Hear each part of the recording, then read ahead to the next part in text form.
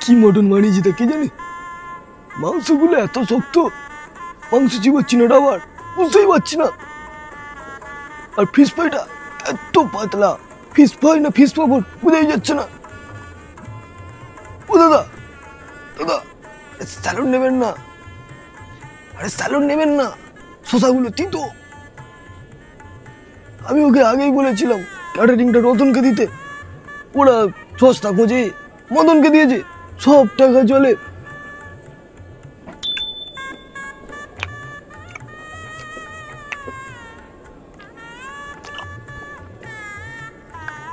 ও ভাই শোনো শোনো, হ্যাঁ তুমি ওই তো পাঁটার মাংসটা দিল, এর মধ্যে পাঁটাটা কই, শুধু আলু দেখছি। এক কাজ করো, টেবিলের উপর 4-5 পিস ছড়িয়ে দাও। আরে দাও না, আসছো না, আইসক্রিম কাউন্টারটা খোলা আছে তো, খেয়াল রাখবে। আমি এখন স্টার্ট হয়ে গেছি, মেন কোর্স বাকি আছে, যাও।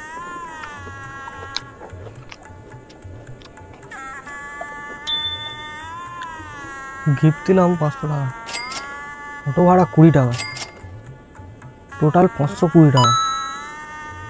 প্লেটে যা নিয়েছি, রাইস 10 টাকা, ডালটা 5 টাকা, চিপসটা 2 টাকার মতো, ফিশ ফ্রাইটা ছোটো 15 টাকা, তাও তো 100 টাকার খাবার হলো না। না না, এরকম করলে হবে না। ও দাদা শুনো, আমাকে আরো 4 পিস মটন দিন, বড় বড় সাইজ দেখে দিন, বড় বড় একদম সিনা দেখে দিন, যেমন করে হোক। 500 টাকা উসুল করে বাড়ি যাবো আজকে।